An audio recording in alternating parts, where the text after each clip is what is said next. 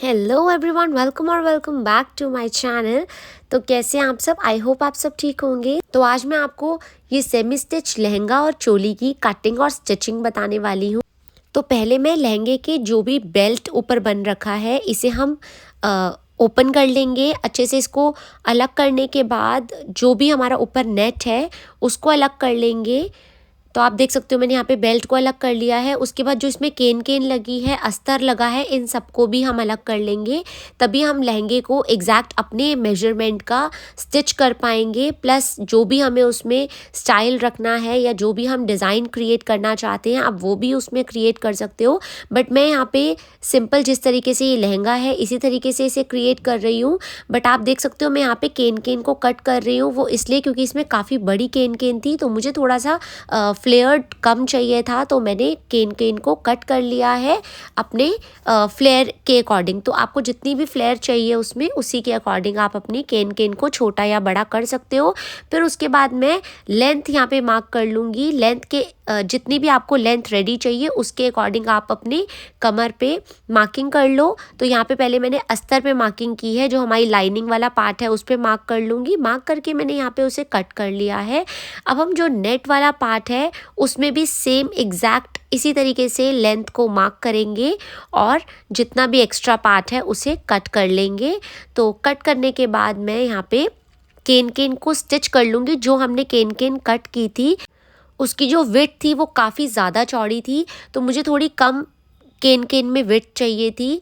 तो इसीलिए मैंने उसको अपने अकॉर्डिंग उसे जितना भी मुझे चाहिए था उतना ही मैंने उसे रख लिया।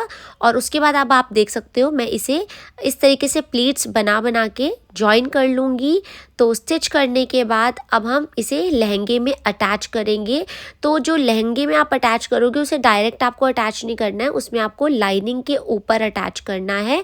और आपको जो लाइनिंग का रॉन्ग साइड रहता है उस साइड पे आपको अटैच करनी है केन केन। और केन केन में जब आप अटैच करोगे तो नीचे का जो बॉटम है उसे कम से कम आपको 3 से 4 इंच उसे छोड़ना है। उसके बाद ही केन केन को अटैच करना है। तो केन केन अटैच करने के बाद मैं इसकी साइड्स को स्टिच कर लूँगी। लहंगे की साइड्स को स्टिच करने के बाद बेल्ट को जॉइन कर लेंगे। तो बेल्ट आप अपने अकॉर्डिंग रख सकते हो। अगर आप रेडीमेड वाली बेल्ट यूज़ करना चाहते हो तो वो भी रख सकते हो, और अगर आप चाहते हो कि आपको जो भी कंफर्टेबल रहती है फैब्रिक वाली बेल्ट तो आप उसे भी अटैच कर सकते हो। तो यहाँ पे मैंने बेल्ट को जॉइन कर लिया। बेल्ट को जॉइन करने के बाद आप देख सकते हो मैं यहाँ पे लहंगे की साइड्स को स्टिच कर लूँगी। पहले आप लहंगे की साइड को स्टिच करोगे उसके बाद ही आपको लाइनिंग को स्टिच करना है।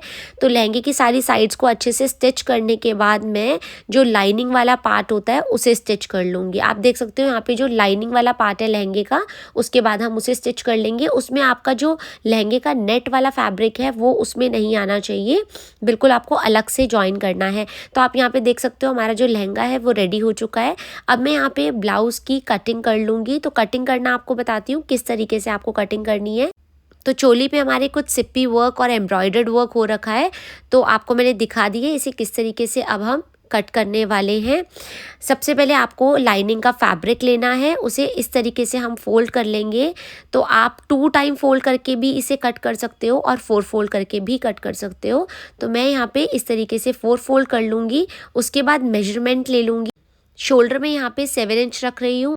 उसके बाद आर्म होल की लेंथ ले लेंगे, वो भी मैंने यहाँ पे 7 इंच ली है। तो ये आप अपने मेजरमेंट के अकॉर्डिंग आप इसे मार्क कर लें। मार्क करने के बाद मैं यहाँ पे चेस्ट की मार्किंग कर रही हूँ। तो चेस्ट यहाँ पे मैं ले रही हूँ 10 इंच पर। चेस्ट की मार्किंग करने के बाद हम कमर की मार्किंग कर लेंगे। तो कमर की मार्किंग के लिए हम ऊपर टॉप से एकदम शोल्डर से हम जितनी भी हमारी चोली की लेंथ है वो लेंगे, जितनी भी आपको रखनी है 12, 13, 14 जितनी भी आपको रेडी चाहिए उतनी हम लेंथ ले लेंगे। तो मैं यहाँ पे जो लेंथ ले रही हूँ वो 14 इंचेस पे रेडी रखने वाली हूँ, ठीक है। उसके बाद आप मार्जिन को भी ऐड कर लो जो आपको फोल्डिंग का रखना है। वेस्ट राउंड मार्क करने से पहले मैं यहाँ पे आर्म होल की गोलाई दे दूँगी। गोलाई करने के बाद हम वेस्ट राउंड को मार्क कर लेंगे। तो मैं यहाँ पे 8 इंच वेस्ट राउंड ले रही हूँ। तो जितनी भी आपकी वेस्ट राउंड है उसे आपको 4 से डिवाइड करना है प्लस हाफ करना है। उसके बाद आपको वेस्ट राउंड को मार्क कर लेना है। अब हम अपने ब्लाउज पीस को कट कर लेंगे। तो आप देख सकते हो यहाँ पे आपको किस तरीके से कटिंग करनी है। कट करने के बाद हम नेट वाला ब्लाउज़ पीस लेंगे और अपने जो भी प्रिंट होगा नेट पर उसी प्रिंट के अकॉर्डिंग हम इस ब्लाउज़ को जो हमने लाइनिंग पे पीस कट किया है उसे हम इस तरीके से सेट कर लेंगे। बहुत ही अच्छे से सेट करेंगे, बिल्कुल भी जो हमारा फैब्रिक है वो बिल्कुल भी अनइवन नहीं होना चाहिए, ठीक है। और आप देख सकते हो मैं किस तरीके से पूरा ऑल पेन लगा के इसे अच्छे से अटैच करके उसके बाद इसकी कटिंग करूँगी। कटिंग आप देख सकते हो मैं थोड़ा एक्स्ट्रा पार्ट कट कर रही हूँ नेट का, वो इसलिए ताकि जो भी हमारा फैब्रिक है कहीं से भी ऊपर नीचे ना हो, तो इसके लिए हमें एक्स्ट्रा फैब्रिक कट करना होता है, ठीक है। और जब आप इसे एक्स्ट्रा कट कर लेंगे तो उसके बाद हम बैक जो ब्लाउज़ होगा हमारा बैक पीस वाला ब्लाउज़, उसे हम इस तरीके से फिर से अच्छे से अटैच करेंगे। और ये भी हमें बिल्कुल प्रिंट के अकॉर्डिंग ही हमें अटैच करना है। और ऑल पिन की हेल्प से आप देख सकते हो मैं कैसे अटैच कर रही हूँ, ताकि हमारा जो ब्लाउज़ पीस है वो बिल्कुल भी ऊपर नीचे ना आए, कोई भी फैब्रिक या प्रिंट हमारा मिस मैच ना हो। उसी तरीके से आपको अपने ब्लाउज़ पीस को अच्छे से अटैच करना है। और उसके बाद आप देख सकते हो मैं फ्रंट पीस को भी रख के चेक कर रही हूँ कि बिल्कुल हमारा एग्जैक्ट आ रहा है या नहीं। तो आप देख सकते हो यहाँ पे बिल्कुल एग्जैक्ट है। बस अगर फ़र्क होगा तो सिर्फ आपके आर्म होल में, क्योंकि फ्रंट का आर्म होल थोड़ा सा डीप कटता है, बस उसी में थोड़ा सा डिफरेंस आएगा आपका। बट उसके लिए भी एक सॉल्यूशन ये है कि आप फ्रंट आर्म होल की गोलाई लास्ट में भी कट कर सकते हो। अगर आप बिगिनर हो या आपको कन्फ्यूजन रहती है आर्म होल की कटिंग में, तब आप ऐसा भी कर सकते हो। तो अब आप देख सकते हो मैंने यहाँ पे बैक ब्लाउज़ पीस की भी कटिंग कर ली है और इसे भी हम इसी तरीके से एक्स्ट्रा कट कर लेंगे जितना हमने फ्रंट को एक्स्ट्रा कट किया है। तो कट करने के बाद मैं यहाँ पे जो ब्लाउज़ पीस है उस पर मैं कच्ची सिलाई कर दूँगी, 5 नंबर की पूरी सीम चला दूँगी इस पर। और अगर आप मशीन से कच्ची सिलाई देने में कंफर्टेबल ना हो तो आप हाथ से भी पूरे ब्लाउज़ पर कच्ची सिलाई कर सकते हो। तो मैं यहाँ पे दोनों ब्लाउज़ पीस को इसी तरीके से रेडी कर लूँगी। और नीचे वाला जो कमर का हिस्सा है उसे आपको बिल्कुल भी स्टिच नहीं करना है, उस वाले एरिया को आपको स्टिच नहीं करना है। उसके बाद आप देख सकते हो मैं यहाँ पे सेंटर पे इस तरीके से सिलाई लगा रही हूँ। तो सेंटर पे आपको सिलाई लगानी बहुत ज़रूरी है, इससे जो हमारा नेक है वो बहुत ही फिनिशिंग से बनता है। तो सेंटर में सिलाई आप ज़रूर लगाना, कच्ची सिलाई एक। उसके बाद में जितना भी एक्स्ट्रा फैब्रिक है, जो भी हमारा नेट का एक्स्ट्रा फैब्रिक है, उसे मैं इस तरीके से कट कर लूँगी ताकि जो हमारा ब्लाउज़ है वो एकदम इक्वल हो जाए और फिनिशिंग आ जाए उसकी कटिंग में। तो यहाँ मैं दोनों पीस को इसी तरीके से रेडी कर लूँगी। अब हम फ्रंट ब्लाउज़ पे डार्ट की मार्किंग करेंगे। तो मैं यहाँ पे प्रिंसेस कट ब्लाउज़ क्रिएट करने वाली हूँ। सबसे पहले हम शोल्डर से बस्ट लेंथ की मार्किंग कर लेंगे। तो मैं यहाँ पे 11 इंच पे मार्क कर लूँगी। मार्क करने के बाद जो हम विड्थ लेंगे वो 3.5 इंच पर विड्थ लेंगे, ठीक है। जो हमारे डार्ट्स आएंगे, जहाँ आप एग्जैक्टली कप्स भी लगाते हो ना, तो वो भी आपके 3.5 इंच पर ही मार्किंग आती है। तो बिल्कुल उसी जगह पे हमें मार्क करना है 3.5 इंच पर। उसके बाद हम प्रिंसेस कट का इस तरीके से एक कर्व दे देंगे, आप देख सकते हो। तो आपको आर्म होल साइड पे कर्व देना है। अब मैं यहाँ पे बैक ब्लाउज पे डार्ट दे रही हूँ, तो उसके लिए ऊपर से आपको शोल्डर से लेंथ लेनी है 11 इंच, बिल्कुल सेम लेंथ रहेगी और विड्थ भी एकदम सेम रहेगी। यहाँ पे भी मैं 3.5 इंच पे मार्क कर लूँगी। तो अब आप देख सकते हो मैंने बैक ब्लाउज में दोनों साइड पे इस तरीके से मार्किंग कर ली है। अब हम इसे स्टिच कर लेंगे और मैं यहाँ पे पहले बैक वाली जो डार्ट है ब्लाउज पे उसको स्टिच कर लूँगी। स्टिच करने के लिए आप देख सकते हो मैंने यहाँ पे एक पैर की सिलाई दी है और बिल्कुल एक पैर की सिलाई देते हुए आपको जितनी भी आपने मार्किंग की है उसी के अकॉर्डिंग आपको सिलाई देनी है और बाहर की ओर आ जाना है। और आप देख सकते हो यहाँ पे किस तरीके से हमारी डार्ट डलकर रेडी हुई है। तो आपको इसी तरीके से दोनों साइड पे बैक वाले ब्लाउज़ में डार्ट की स्टिचिंग करनी है। अब फ्रंट वाले में आप देख सकते हो मैं किस तरीके से स्टिच कर रही हूँ डार्ट को। सबसे पहले आपको बिल्कुल नॉर्मल जैसे आपने बैक पे स्टिच किया है उसी तरीके से आपको अपनी सिलाई को लेकर आना है। उसके बाद आपने जो प्रिंसेस कट की मार्किंग की है उस पर ही आपको इस तरीके से गोलाई से ब्लाउज़ को घुमाते हुए इस तरीके से स्टिच करते जाना है। बस ध्यान रहे आपका जो फैब्रिक है नीचे से वो प्रॉपर आना चाहिए, नहीं तो आपका अगर नेट वाला फैब्रिक रहेगा नीचे तो बहुत बार नेट हमारा नीचे की ओर से खिसक लग जाता है जिससे हमारे डार्ट में प्रॉब्लम आती है। प्रिंसेस कट जब आप डार्ट डाल रहे हो तो स्पेशली तभी ऐसा प्रॉब्लम होता है, तो इसमें आपको बहुत अच्छे से ध्यान देना है। और डार्ट को डालते वक्त आपको एक बात का और ध्यान देना है कि जब भी आप फ्रंट में प्रिंसेस कट की मार्किंग कर रहे हो तो आपको दोनों साइड पे अच्छे से मार्किंग करनी है, ताकि जो आपका प्रिंसेस कट है वो एकदम एक्चुअल और इक्वल में आए। आपका इधर उधर नहीं जाना चाहिए, क्योंकि ये बर्स्ट वाली मार्किंग होती है, इससे फिटिंग भी ख़राब हो सकती है। तो आपको बहुत ध्यान से इसकी जो मार्किंग है वो करनी है। अब आप देख सकते हो हमारे यहाँ पे princess cut blouse front piece इसका रेडी हो चुका है। तो आप देख सकते हो बहुत ही अच्छी फिनिशिंग आई है हमारे प्रिंसेस कट के डार्ट में। अब हम इस पर नेक की मार्किंग कर लेंगे। तो नेक की मार्किंग के लिए मैं सबसे पहले ना शोल्डर की, आप देख सकते हो मैं बाहर की ओर से मार्किंग कर रही हूँ, वो इसलिए क्योंकि मुझे थोड़ा सा चौड़े में गला चाहिए। तो मैंने वहाँ से 2 इंच पे मार्क किया है, क्योंकि आधा इंच हमारा स्टिचिंग में भी जाएगा। तो 1.5 इंच हमारी जो शोल्डर की पट्टी है वो रेडी रह जाएगी। तो इस तरीके से मैंने नेक की मार्किंग की है और लंबाई मैंने इसमें 5 इंच ली है। तो आप अपने अकॉर्डिंग भी रख सकते हो, 4, 5 या 6। उसके बाद आप देख सकते हो मैं यहाँ पे फैब्रिक लगा के इसे स्टिच कर रही हूँ।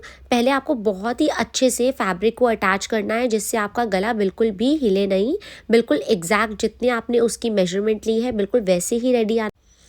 अच्छे से ऑल पिन से सेट करने के बाद आप देख सकते हो मैं इस तरीके से पूरे नेक पे सीम लगा लूँगी। तो यहाँ पे मैं एक पैर की सीम लगा रही हूँ। अब हमारा जो एक्स्ट्रा फैब्रिक है नेक का, उस पर हम मार्किंग कर लेंगे। तो यहाँ पे आपको 1.5 इंच की मार्किंग करनी है जो फैब्रिक है उसके ऊपर। आप देख सकते हो मैं गोलाई में किस तरीके से इस पर मार्क कर रही हूँ। तो आपको 1 से 1.5 इंच की मार्किंग करनी है, ठीक है।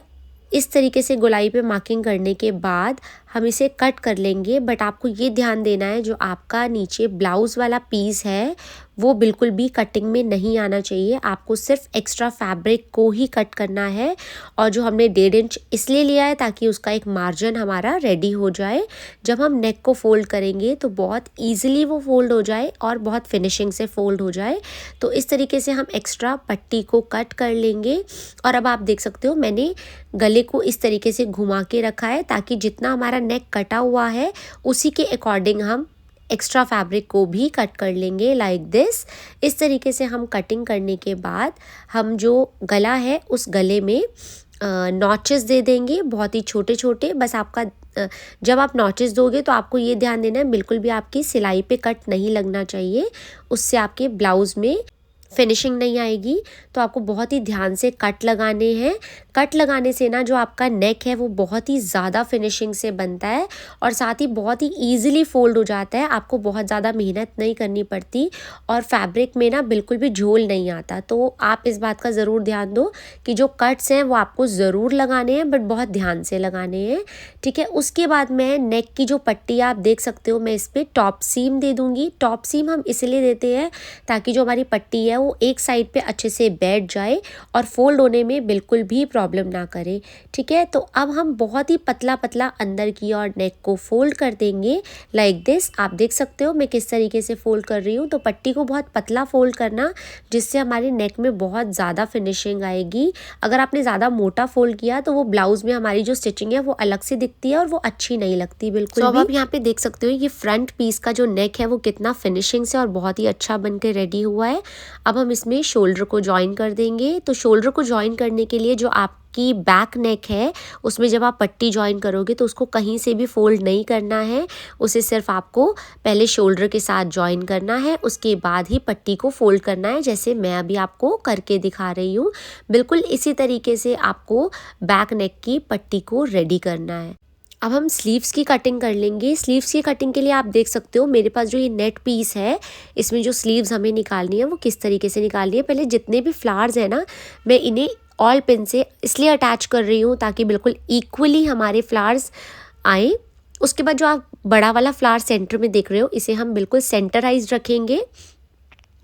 तो उस जो सेंटराइज फ्लावर है उसे हम फोल्ड करते हुए इस तरीके से फैब्रिक को रख लेंगे, जिससे हमारी स्लीव्स एकदम इक्वल आएंगी और प्रिंट भी एकदम इक्वल आएगा। तो सबसे पहले मैंने ऊपर से लेंथ ले ली है, जैसे हम बेसिक स्लीव बनाते हैं बिल्कुल वैसे ही हमें स्लीव्स को रेडी करना है। बस आपको फैब्रिक को बहुत ध्यान से रखना है, चाहे वो आपका प्रिंटेड हो या एम्ब्रॉयडरी वाला हो, तो उसे आप बहुत ध्यान से रखना। उसके बाद हमने पहले फुल लेंथ लेने के बाद हम बॉटम मार्क कर लेंगे। बॉटम मार्क करने के बाद हम चेस्ट के अकॉर्डिंग मार्क कर लेंगे जितनी भी हमें वेट चाहिए, और उसके बाद 3 डाउन आने के बाद हम स्लीव्स की मार्किंग कर लेंगे लाइक दिस। तो यहाँ मैंने स्लीव्स की मार्किंग कर ली है। अब हम स्लीव्स को कट कर लेंगे, क्योंकि जो नेट वाली स्लीव्स होती हैं उसमें बिना लाइनिंग के ही ज़्यादा गेटअप आती है। अब हम एक स्लीव को कट करने के बाद जब दूसरी स्लीव को रेडी करेंगे तो उसके लिए आपको सेम इसी तरीके से फैब्रिक को लेना है, अपनी स्लीव के कटे हुए पैटर्न को लेना है, उसे आपको बिल्कुल एग्जैक्ट एज इट इज़ इस तरीके से बिछा लेना है। जैसे आपकी प्रिंट जा रहे हैं उसी के अकॉर्डिंग आप दूसरी स्लीव्स को कट कर लो। तो अब आप देख सकते हो मैंने यहाँ पे दोनों स्लीव्स को कट कर लिया है। अब मैं यहाँ पे जॉइन कर रही हूँ। तो जॉइन आज मैं जो स्लीव्स कर रही हूँ वो ओपन करके कर रही हूँ। सबसे पहले आपको अपने ब्लाउज़ को एकदम सीधा रखना है, मतलब आपकी जो राइट साइड है वो ब्लाउज़ की ऊपर की ओर होनी चाहिए। उसके बाद जो आप स्लीव रखोगे उसकी रॉन्ग साइड आपकी ऊपर की ओर होनी चाहिए। उसके बाद आप स्लीव्स को इस तरीके से गोलाई में अटैच करते जाओगे। बस आपको ये ध्यान देना है कि जब भी आप स्लीव को अटैच कर रहे हो तो आपको स्लीव का फैब्रिक या फिर ब्लाउज़ के फैब्रिक को बिल्कुल भी खींचना नहीं है, स्ट्रेच नहीं करना है।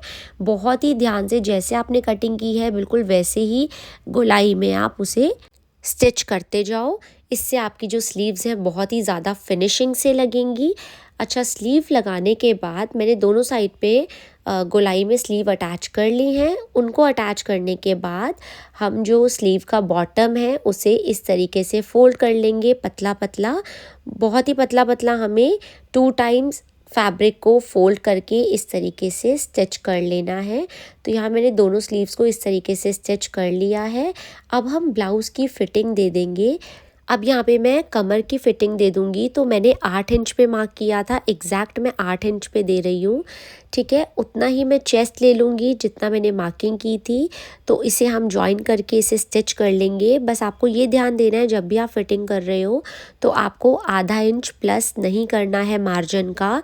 जितनी एग्जैक्ट आपकी फ़िटिंग है बिल्कुल उसी तरीके से आपको ब्लाउज़ में फ़िटिंग लेनी है, क्योंकि आधा इंच की लूजिंग सिर्फ कुर्तीज़ में आती है, ब्लाउज़ में नहीं आती। ब्लाउज़ हमारा जो है वो बहुत ज़्यादा लूज़ लगने लगता है और एग्जैक्ट फ़िटिंग नहीं आ पाती है। तो एग्जैक्ट फ़िटिंग के लिए आपको आधा इंच प्लस नहीं करना है मार्जिन का, ये ध्यान देना है।